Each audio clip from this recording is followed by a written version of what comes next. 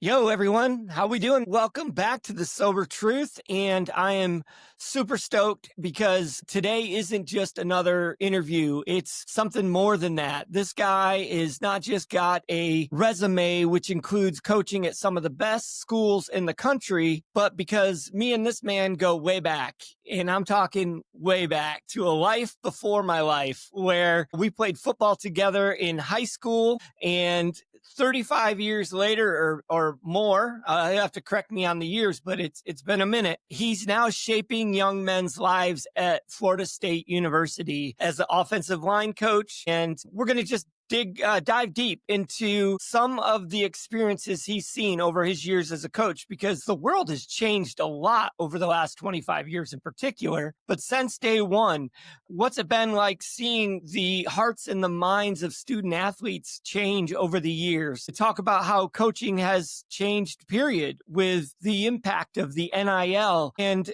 what it's like to be at a school where, very unfortunately, there's a school shooting and so many of these factors that he's had a chance to be in. But Coach Hand, it is awesome to be back with you, buddy. Yeah, man. I appreciate, just the opportunity to join you, George. This is, like you said, this goes deeper than just you know, I don't want to ever say it's a superficial interview, right? Yeah, Because anytime never. you spend time with somebody, there's nothing superficial about it, but it's, it's deeper than that. We've got, real true history. So it's great, Yep. man. Yeah, I it's remember years ago when I was coaching at Vanderbilt. Okay, I went and did it was a sports talk show, and the host of the sports talk show was a guy named John Burton. no So way. yeah. So JB, he's a big time sports broadcaster in Nashville. He's the lead sports reporter on the TV in Nashville, and for John was another one of our high school teammates, and so Yeah. it's always cool when you look back. Just over everybody's history and everybody's career and where different paths and, that everybody's been on and where we've all been and where we're going. Amen. This is really a cool Amen. deal. Yeah. We had the opportunity to get together, a year ago when you were coaching for UCF and you were at a bowl game, and you and I went out and had dinner, and it was like, no time had passed, even though it'd been 40 years since we were together. And that's pretty cool. But I walked away from that experience feeling something totally different, where even, knowing you and all of that, but yeah, you make it as, you've coached at some really big teams, right? So we'll go through that in a second. But when I didn't get that feeling from you as, wow, I'm a college football coach, or I'm doing this or doing that, it was all about your players and the impact that you've had on their lives and the impact that they've had on yours, which is so much more than just being a football coach at a, national winning team or whatever. Just, it's about the people. And I thought that was, after all these years, that was pretty cool. Yeah. And I think back to, even our time growing up together, some of the most influential, men in my life. And I'm sure you feel the same way with some of the coaches that we've had, and Hmm. coaches they're boots on the ground ministry. You've Yeah. got an opportunity every day to invest in and pour into young men that, quite frankly, we might be the first and maybe the only sometimes positive male role model in their lives. That's why I do what I do, to be honest with you. I mean, I love the game of football, don't get me wrong. And having played the game through high school and into college and all that, that was great. And I love coaching ball. I love being around the game. I love the competition part of it. But the bottom line is it's the platform that God has given me to make an impact and make a generational impact, on young men. So it's just been awesome, man. It's the vehicle that I have. And so been very blessed to be able to do it for as long as I have. It's interesting being, a pastor, full time ministry for almost 20 years now, uh, predominantly in a high and poverty area where underserved populations are all around us. And the biggest thing that I see in young people and adults, honestly, is the lack of role models, the lack of responsible individuals that people can count on. And just, I have the saying that the ministry of presence goes a long way. And Yeah. it goes a lot further than sometimes the knowledge or how smart you are. If you can just be present with people and shine a little light on some of the decisions they're about to make, you have a vastly more important role in their life than you even realize. And so, being a coach, as you know, I can look back at my life, and the only role models I had were coaches that were worth anything.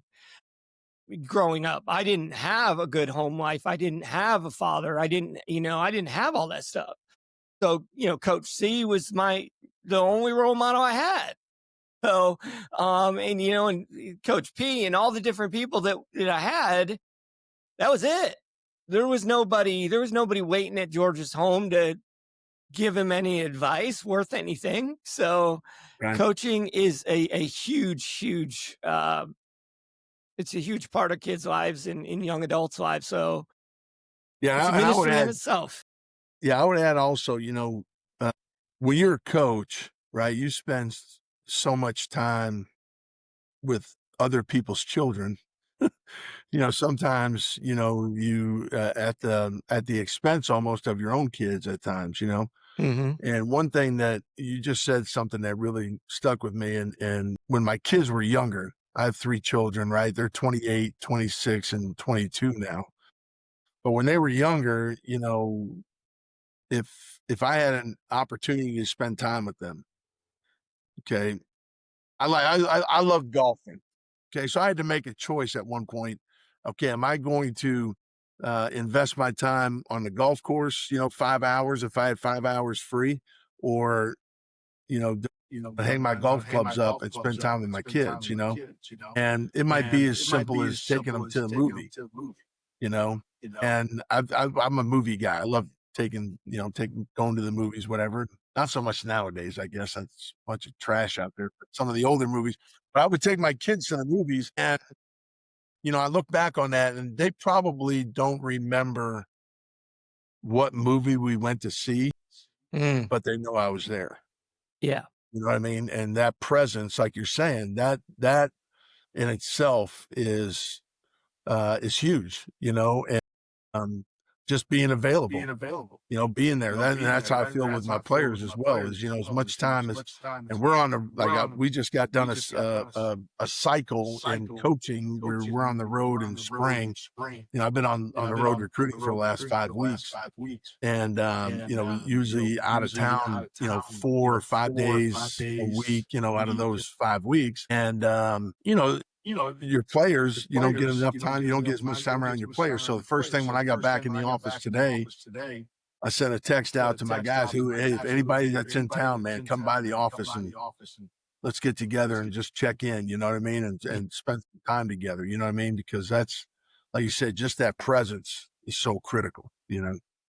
Yeah, that brings up my first question for you. It's really, I never really thought much about this until knowing you and then seeing some of the changes you've had to go through. But you're often uprooted. You build these relationships, and then, especially if you're not the actual head coach, all of a sudden he's gone. Well, I guess I'm moving on too. So you've coached at quite a few teams. I don't know the number, but quite a few. A lot of bigger teams as well. What's that like, stepping in and trying to form a culture with people that all of a sudden, usually if you're the new coach, it's because things weren't going so well before. So what's that like with stepping in and having to do that? Well, that's a great question. The first part of that is, trying to establish trust, because everything's built on trust, and The only, trust is something that, like, my wife would tell me that sometimes my greatest strength is also my greatest weakness, and that I'm a very trusting person on the front end. Yeah. So what does that do? Sometimes it sets you up to get kicked in the gut, Mm-hmm. by people, Yep. because people have a tendency to let you down. But it's also my greatest strength in that I have the ability to trust people kind of inherently until they give me a reason not to. But what that does is I'm a very open book, right? I think in the coaching world, you have to have a sense of vulnerability about you in order to develop sincere relationships with guys. So I'm I'm an open book with them, I guess the best way to put it. I'm very you know, communication wise, I think it's important that you are sincere in your communications with them. You know what I mean? So you Mm-hmm. have to develop a relationship before you can really start establishing a culture, right?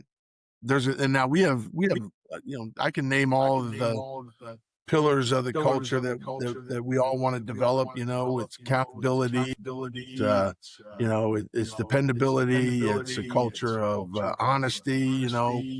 All of those things, right? All those words that you can stack on top of one another. But at the bottom level of it is, well, the second bottom level is trust, which then leads to that brotherly love that you want to be able to establish within your unit, right? I coach the offensive line, so I'm trying to always constantly trying to create that um, those feelings amongst the guys in the room. What does that come from? It comes from trust, man. It comes from trust and knowing that that guy's got your back. You know, trust is earned. The trust is built. But once you have that, once you've established that, and that they understand, your motivation as a coach and why you're pushing them to high standards, why you're, pushing them through the accountability piece, the whole deal. Once they understand that the reason you're doing that is because you love them, ultimately, Mm-hmm. then you can be as demanding as you want as a coach. You can have the highest standards that you want to set, and the guys will respond because they know what your motivation is. They know where your heart lies. And it takes time to do that. But once you establish it, it becomes like the culture in your room, right? We always Yep. talk as coaches, like my room is the offensive line room, and then what you can do then is you can build it out from there. You know what I mean? So, but it all starts with true, honest, sincere relationship and Which being vulnerable. often takes time, and um, there's always a little convincing to be done. But yeah, you're explaining, true leadership, right? And it's amazing once you learn leadership at least a somewhat higher level, you can really tell when other people don't know how to lead.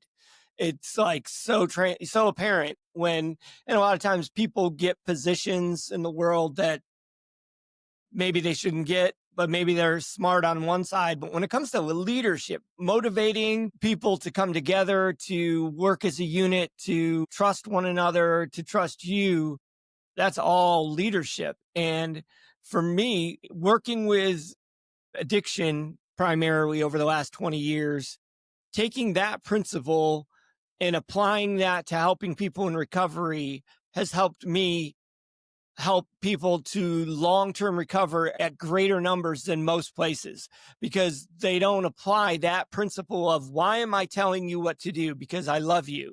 Why am I trying to guide you? Because I care about you, as opposed to right or wrong, black or white, check box, you're in or you're out. That doesn't work with people that are either on the margins, have been abused, have been traumatized. They need to know that the greater good is what you're aiming for, not trying to get them to turn into look a certain way, act a certain way, talk a certain way. No, I care about what's right for you. I care about what your best interest. And then this, factor in the team aspect of it. And if we're all looking for each other's best interest, things tend to work out a lot better. Yeah, and I think a lot of that is also built on we talk about shared accountability, Hmm. okay, in our room, right? And so what do I mean by that is that, as a coach, as the leader of the unit, okay, I always ask my guys, what do they want to accomplish? What do they want out of this experience? Do they want to be the best version of themselves? Most people are going to say, yeah, I want what's best, right? I want, it's just no different than being a parent. You're trying to, parent your children to be the very best versions of themselves, right? Okay. So what I ask them that, and they'll say, oh yeah, I want to be the best. Okay, cool. Well, I'm going to hold you accountable to the standard of best then, of what your Hmm. best is. And so, but you have to allow me to do that. Can we make that agreement that you're going to allow me to hold you to that standard? Okay, yeah, definitely. I want to do that. Okay, well, here you just made a deal without knowing the other side of it.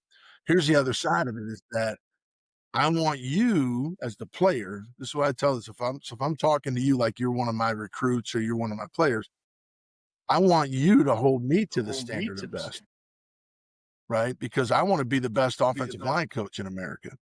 I want to be the best coach I can for our organization, for the Florida State University. I want to be the best I can. Okay. So if there's ever a day where my players walked off the field and they didn't feel like I brought my best to the field that day, then they have every Hmm. right opportunity, Yeah. whatever you want to call it, to come into my office and sit down and say, hey, man, you told me you were going to be the best coach out there. Mm. And today that wasn't it, man. No different than if I'm holding them to the standard of best. That if they didn't bring it on the field that day or in the meeting room or in the weight room or in the classroom or whatever it is, that I'm gonna call them in. I'm gonna say, hey man, that's not it. That's not your best. You know that. You're better than that. We can be better. And how are we gonna do it? What's the plan to get there? Right. But I want that to be a shared accountability. All right. So it's not just me saying, I'm going to hold you accountable. You hold me accountable the best as well. And then when you Yeah. do that, what happens is you grow together, and you start stacking best on top of best on top of best. And my players bring out the best in me, as a coach. And I want to bring out the best in them. And then we wind up bringing out the best in each other instead of accepting the worst. And I think sometimes we get into, where he's just had a bad day. No, Yeah. no, there's no bad day. We're not gonna accept bad days. I'm not just going to accept it as a bad day because now I'm saying that your worst is okay. Well, no, Right. that's not how we're going to operate, man. I'm going to try to bring out the best in you, but I want you to hold me to the standard of best as well. So we call that shared accountability. I like that. I like that. I always say it's reciprocated accountability. So it's reciprocal. So what I say to you, you can say to me, Yep. that's how we're in this together, not just me telling you. And Right. and most Exactly. people most people are, especially the people I deal with, they're not used to that. They're used to the heavy hand on them. But what brings up to where I wanted to go, in particular, I tried to set this meeting up like a year ago, and then I had to have surgery on my shoulder, and things just got waylaid. But I wanted to get your take on what you've seen change, emotionally, mentally, operationally in the students over the last 25, 35 years. We hear a lot more talk about mental health. We see a lot more talk with, you know, almost students that are not, you know, tough enough because now we've swung so far to like, well, don't push them too hard. The pendulum has went too far, or has it? I wanted to get your take on it. But we see, a lot in the younger generations have changed over the last 25, 35 years. And what have you seen? Do you think that they're coming in more fragile, or do you think they're just more aware of their mental health? Is it different than when you started? Obviously, when you started, you could say things to players that it's not PC to say anymore. What's it feel like? That's a great question, man. It's, first off, I will say this. I think that in, football in the realm that I deal in, okay, guys still want to be coached. and they want to be held to standards, right? Deep down inside. I mean, that's whatever they want to develop discipline in their life. And I think sometimes discipline has a negative connotation, like, oh, I got to discipline this guy. No, having discipline means that you're making great decisions, like you're disciplined in your decision making. Okay. And understanding that there are consequences that come along with the decisions, right? And you understand that, okay? That's having discipline in your life, making decisions that best reflect what you want to accomplish, okay? And guys want that. They want to be coached. They want to be held to that. I think that there is more of there's more of an awareness from the mental health standpoint, because when we grew up, George, we weren't dealing with a lot of the pressures that young people have to deal with on a daily basis now, particularly in the realm of social media and the how do I want to put this? The comparison game. That's what happens when you get into the social media world. Like, look how great my life is. Nobody. Everybody posts their. In the world of football, you have in the football film world, there's this company called Huddle, right? Everybody wants to post their Huddle highlights. Nobody wants to post when they fumbled the ball. Nobody wants to post where they got the crap knocked out of them. They want to post about all the great things that are going on in their lives, right? So that's what happens when you get into the comparison game. And, one of my favorite sayings is comparison is the thief of joy. Okay, when you start getting into that game where it's like, oh, look what this person has or that person has, or look how great her life is or how great his life is, and my life sucks. And, and then all of a sudden it leads you it can lead you into a spiral mentally that is devastating at times. You know what I'm saying? And so we didn't have that necessarily.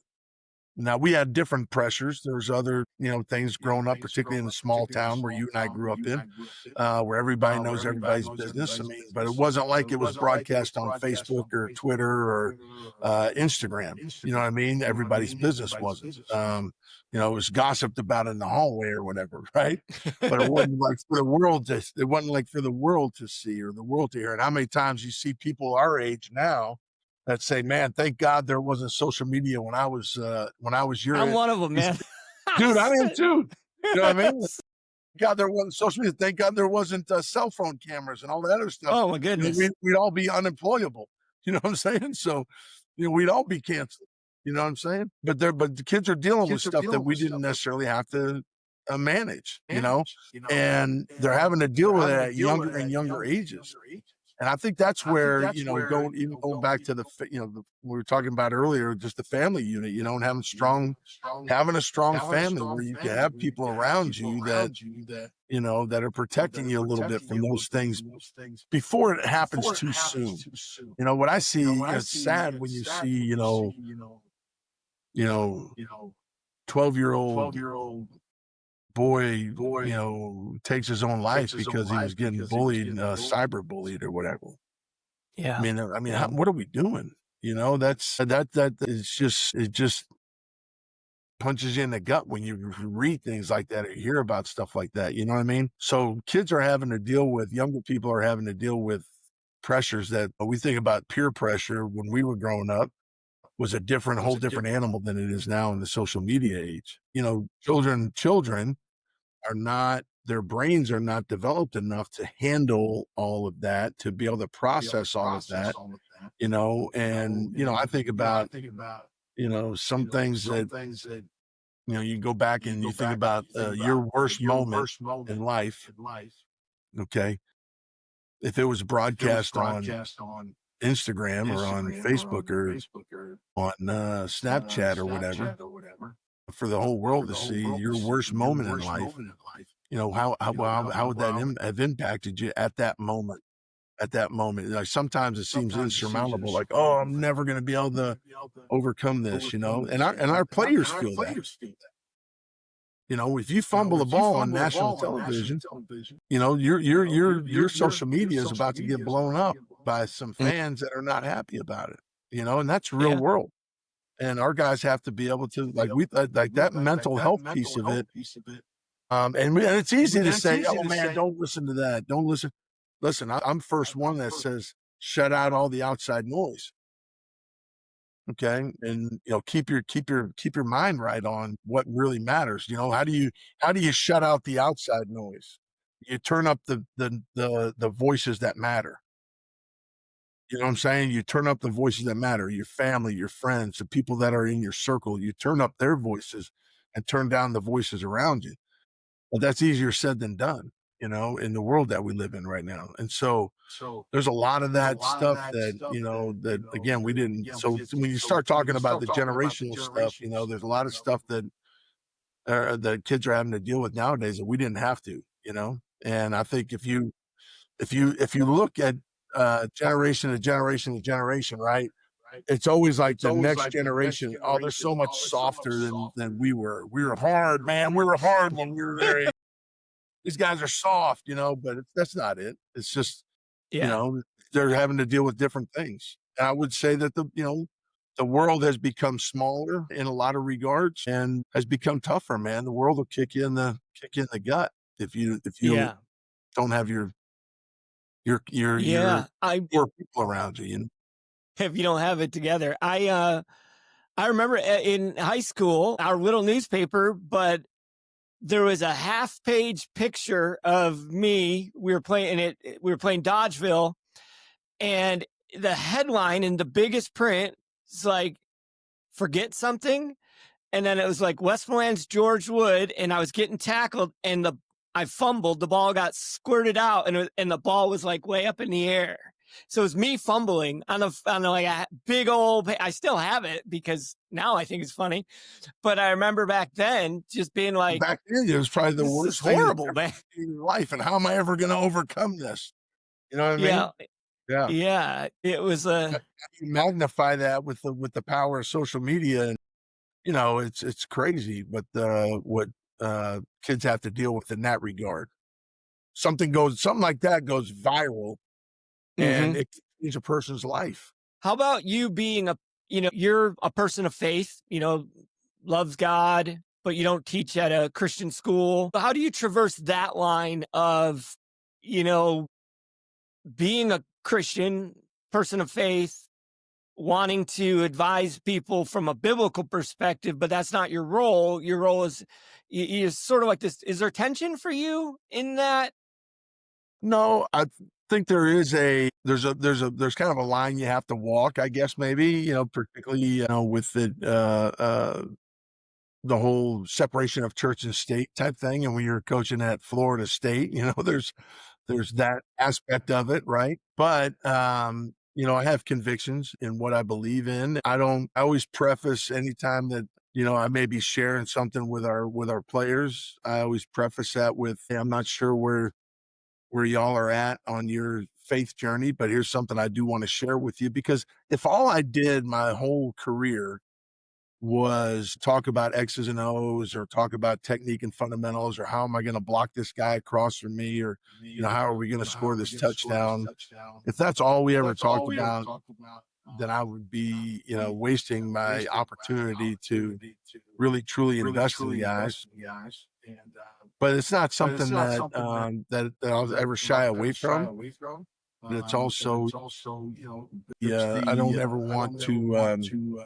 I'm not going to sugarcoat anything. I'm not going to. Uh, I think one of the issues maybe in Christian thought right now is that we have to make everything palatable. Okay, but the word is the word, and if you want to know if you want like right here on my desk right here, if you want the truth, you go here, right? You go to this book. This book has the truth. Okay, and the truth shall set you free, right? Nah, and so I don't shy away from that, but it's also, I don't want to say give a disclaimer, that because it's not a disclaimer of my faith, but it's also about, Of hey, I'm course not not. sure where you're at on your faith journey, but here's something that, I'll share, like a thought that came up in a sermon that I heard, on a Sunday morning. Hey, our pastor was talking about this, and I just want to share it with you guys. Everybody cool? And then, then I share it. And, Yeah. um, I'm not going to ever shy away from what I believe in and what I know is true. Amen. I know I was just thinking about that with the social media, and because there's like things you shouldn't do on social media just because it's probably not good for you getting hired down the road. And then there's other things that, like, as a Christian, I would probably say that's not what you want to be doing on social media either. So yeah, I just imagine it's got to be pretty difficult in certain situations for you. Well, it's I don't want to say it's difficult because it's all in love, and that's the bottom line of it is that, anybody that's going through, listen, I went through a lot of times where I had doubts, questions about, I didn't always walk a Christian walk. I mean, there were people out there that would probably not recognize who I am as a man right now, because of the person they may have known 20 years ago or whatever. You know what I'm saying? And the things that, the way I was living, some of the decisions I made, with uh, my lifestyle or whatever. But, anytime anybody's going through those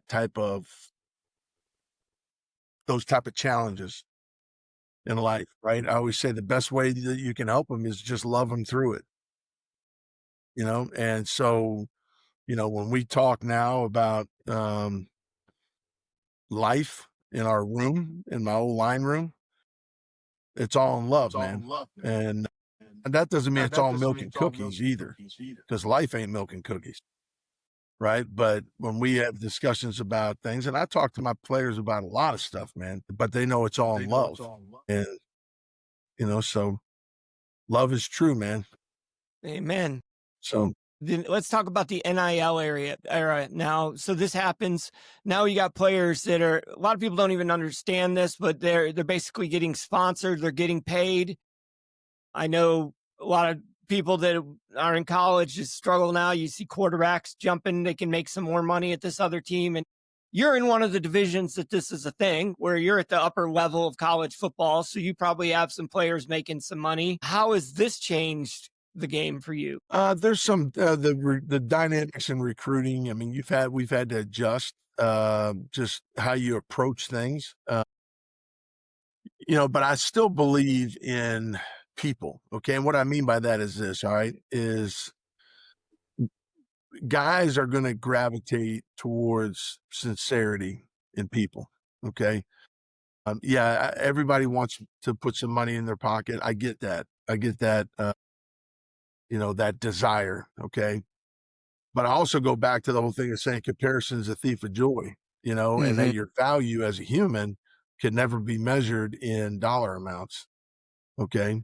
Um, I'm all for our players making money. I have no issue with that at all. I think that there's a responsibility that comes along with that for financial literacy and understanding, what to do with that money and how to manage that money. And but yeah, there's college football is a business. It's a big business, right? And so yeah, I have no you know issues with the guys making money. Has it changed the dynamics of recruiting a little bit? Has it changed the dynamics of relationship building a little bit? Yeah, but at the end of the day, it's still about investing in these young men and not just investing in them from a financial standpoint, but investing in I them got you. as human beings, man. And you know, there are some management issues that come along with it. What I mean by when I say about management is just culture management. I know that so and so's getting paid this much money. Well, he's getting paid more than I am. Why am I getting paid like that? Okay, listen, dude. Comparison's a thief of joy. Sometimes if you look at if you focus so much on what you don't have, you miss what you do have and the blessings that you do have. So there's a lot of learning. There's opportunities for growth for these young men as well in real life issues, because as a Yeah. coach, right, I'd like to make as much money as I can too. Am I the highest paid offensive line coach in America? No. But if I sat there and I focused on that Right. and said, well, man, this guy's getting paid this much money. Why? And comparison's a thief of joy. Yep. and you Yep. lose sight of the blessings that you have. Okay. Yeah. Now, what you don't ever want to become is you don't ever want to. I'm not saying that it's okay to be complacent and not wanting, to continue to push forward and earn more in life. That's great. I'm good. Okay. But I'll keep everything in proper perspective as well. Right. And that there's no dollar value that you can put on a human life, and what your life can amount to is so much more than money, right? You Yeah. know where it says that? Yeah. You know where it says that? Yep. Right in here, right? Says it Yep. right in here, Yep. right? You can't serve God and mammon.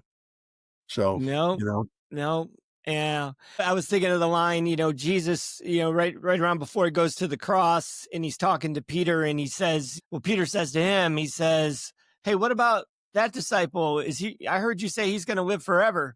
And Jesus is like, don't worry about him. You worry about you. You right. follow me and feed my sheep. So, even the disciples had an issue with what each Who's other the greater? had. Yeah, who's the Who's the greatest? greater? Yeah, it's like that, don't get started on that between who's the greatest basketball player ever to lace up shoes. We all know is Michael Jordan, okay. But if Yeah. you start that conversation in a locker room, it's who's the greatest. Everybody wants to Yeah. know who's the greatest. You know what I mean? And what does Yeah. Jesus say, man? You want to be the greatest? Be the least. Be the Be the least. least. You know what I mean? And be Yep. be the servant. You know what I mean? Yeah. And I'll take care of everything else. You just might basically stay in your lane. You know what I mean? Mhm. Speaking you're talking to me right now. I was just journaling the other day where I was like, I feel like I've lost a little bit of my gratitude and I'm starting to focus a little bit outside of myself onto other things. And I'm finding myself not as at peace as I once was. And so it creeps back into all of us No where doubt, 100%. it just does. It just Yeah. does. And then, and here's the thing. If you allow the enemy any way to attack you, you're going to pry it open with a crowbar. You know what I mean? Absolutely. And that's why Yeah. every day you got to put on the armor that God gives us armor every day. You got to armor up Yep. every day. And it's easy to all of a sudden, because I can do it in a heartbeat in my mind. If I start to let my mind go into areas that, Hmm. whether it's, regret, guilt, shame, whatever. I could go on and on about all the negativity, the negative things, the bad things that have happened, and it could put you in a spiral, right? Or it could go on the other side of it, like, oh man, like I said, comparison's an easy way. When you start comparing this, that, oh, look at that car he's got, man. I don't have that. You know what? And, Yep. and that's why in the Ten Commandments it says, "Thou shalt not covet." Right? Hmm. Don't covet your neighbor's oxen. Don't covet your neighbor's wife. Don't covet your neighbor's NIL deal. Yeah. That's a That's good the one. deal, That's the man. one you got to use, man. Oh, I have. Trust me, I've used it. I do. I trust you on that.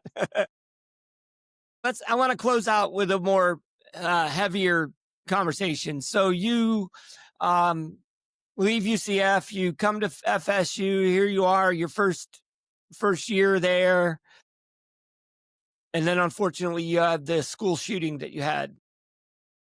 Was that your first one for first and First what was that? experience with that.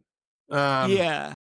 It was a Thursday afternoon, and we were getting ready for practice. We were going to have practice that afternoon, and then everything happened. And at first, you're just kind of like, okay, what exactly is happening? There's always a lot of information, misinformation, rumor, innuendo, all the stuff that's going on. So you're trying to find out exactly what happened. And it's a very unfortunate situation where we had a young man that brought a gun on campus and opened fire. And unfortunately, we had two people that lost their lives and other people that were injured in the situation. And it's a sad, tragic day for Florida State and Seminoles everywhere for what happened that day. Thankfully, all of our players and staff were safe. We had some staff members that were right there. They were going to the student center for lunch and, kind of got in, they were in the mix, and ran out of there and got back here to the stadium. And thankfully, everybody was safe from our program standpoint. But certainly, it was something that's impacted our campus, and it was just tragic day. That's it's the first time I've been in higher education for a long time. And, been around a lot of. We travel extensively in recruiting, and I've been in schools where there've been, where there've been alarms go off that that something may be occurring, and I had to get out of the school pretty quick. Those type of scenarios. Anyway, it was a sad, tragic day for everybody involved at Florida State. Yeah. Did you I was, notice emotion? well, I was going to say this. I was super proud of one of our players, one of our offensive linemen, Adrian Medley, who Adrian had come here from UCF with me. And, he actually, a few days later, a week later, however long it was, he went to the area where that happened, and him and a bunch of guys, and they prayed over the area, prayed for peace for everybody, and particularly those who suffered loss, and for the whole community. You know what I mean? So, but yeah, tough deal, man. Yeah, that was actually going to be my question. Did you notice emotionally or spiritually, it impacting any of the players afterwards? So I most Certainly definitely did. emotionally, we were able to, once we kind of got the all clear from first responders, which God bless those guys and gals that, that don't run away from that scenario, they run to it. Those guys are heroes. Those people are true champions. But God bless them. But then once we got the all clear from our first responders and the police and the FBI and everybody that they gave the all clear, we were able to get our team together that afternoon. And Coach Norvell addressed the team and just, hey, we're here for you guys if anybody needs anything. And then we kind of broke up into our individual units, and it kind of goes back to that availability comment earlier. We just wanted to make sure our players knew that we were available to them. We were also in constant contact with our players' families, their parents, because you have players from all around the country. I've got players from Sweden, and when something like that happens, what happens? Well, initially it's right on the national news, and now you have families that are wondering what's going on. And so as quickly as we could communicate with our players' parents and with with the families, that was critical as well. Yeah. But that's that was a tough day. And it's been a lot of healing going on campus since then. You feel like it to unify the team? I feel like we have a strong unification right now. Certainly, when you go through something like that together, I think it you saw guys after that meeting that were hugging each other up pretty tight. Man, it's good to see you, bro. That deal, and you know what I mean? Because you just, you never know. Like I said, we had a couple of coaches who were right down at the site where it happened when it went down, and and thankfully those guys got out of there. You know what I mean? Yeah. Yeah. You really don't. You just never know, man. How you feel about the season coming up? Yeah, I feel good. We had a really good spring. We're college football is a little bit different now, and I say that like with the whole NIL discussion, and also with the you have the transfer portal that you manage as well, in that you're trying to make sure that every year you're putting together the best team possible, okay, within the framework of also building the best program possible, right? And there's a difference between the two, right? The team is like a finite amount of time that group of individuals is going to be together, because every year your team is new every year in college football. And particularly nowadays, because there's a lot of moving parts, a lot of fluidity on rosters and stuff. You know what I mean? So you're trying to create the best team possible, putting together the best roster for that, for the 2025 Florida State Seminoles. We're trying to put together the best team as we can, with also the idea that we're building a program, and the program is the long-standing trajectory, right? And Florida State has a tremendous program, and I'm blessed every day. Every day I get to walk by a statue out in front of our building of Bobby Bowden, and I think, man, how awesome is that for me every day to put on the same colors that Coach Bowden wore, Yeah. And one of the greatest coaches to ever put a whistle around his neck. And my job every day is to honor him and to honor the men that have been in this program before, with the value that I bring every day as a coach here, with the work I put in every day. My job is to honor them every day. And that's the program. Yeah. Right. But the team is about that finite amount of time where you have those guys together for that season, and so we're trying to create the best team as we can within the trajectory of the program. So it's a little bit different. It used to be just program building, right? Because there wasn't as much movement, but every year it's like, you're going to have a lot of roster changes every year.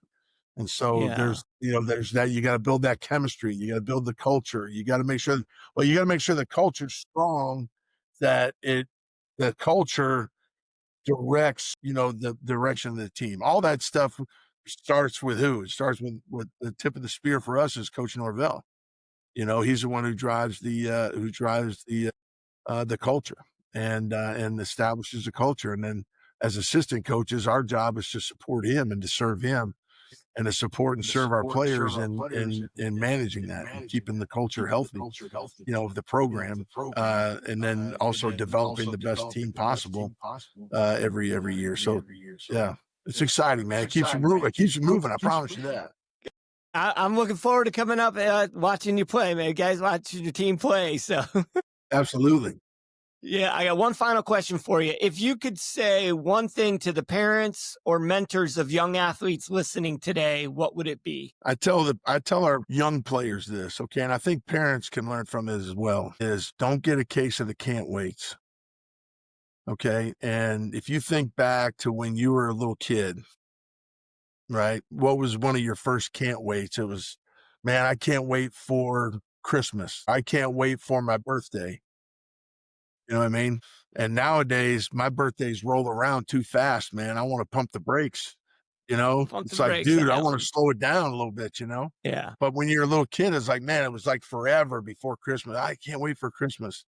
And then you get to a point where it's like, I can't wait to be in high school, or I can't wait to get my driver's license. I can't wait to graduate from high school. I can't wait to go to college. I can't wait to get my first job. I can't wait to earn my first paycheck. I can't wait to play in the NFL. I can't wait to buy my first car. I can't wait to buy a house. I can't wait till I have a family. I can't wait till I get married. I can't wait. And then all of a sudden there's 20 years go by and you're like, wow, where did that go? Yeah. And so my best advice to anybody, whether it's parents, players, anybody listening, man, be where your feet are. Be where your feet are. Every day is a gift. And there's nothing that is guaranteed in the future, right? Every day is an unpromised day. Be thankful for what you have, right? Don't let the past beat you up, okay? But be where your feet are at. Be present where you're at right now, and everything else will take care of itself, Just be the best version of who you can be in that moment. And don't worry too much about the future. So, for players and parents alike, because I think sometimes parents, they're starting to think the kid's 9 years old and they're thinking about him playing in the major leagues or playing in the NFL or getting a college scholarship while they're out there on the baseball field or on the football field or on the basketball court or whatever. And all the kid's thinking about is, am I going to get a snow cone after this game? You know what I mean? And listen, I was guilty of that, man. I was guilty of it, as a dad. Our kids played sports and, sometimes you get so worried about what the future is and all that stuff rather than being present in the moment, and enjoying the moment. So, Amen. That's really good advice, man. Really good advice. yeah, Man, thank you so much, Herb. This has been great just catching up. I really appreciate you taking the time to join us here at the Sober Truth Project. And I love you, brother. And I want to be able to get up there to Florida State and watch you guys play and support you in any way that I can.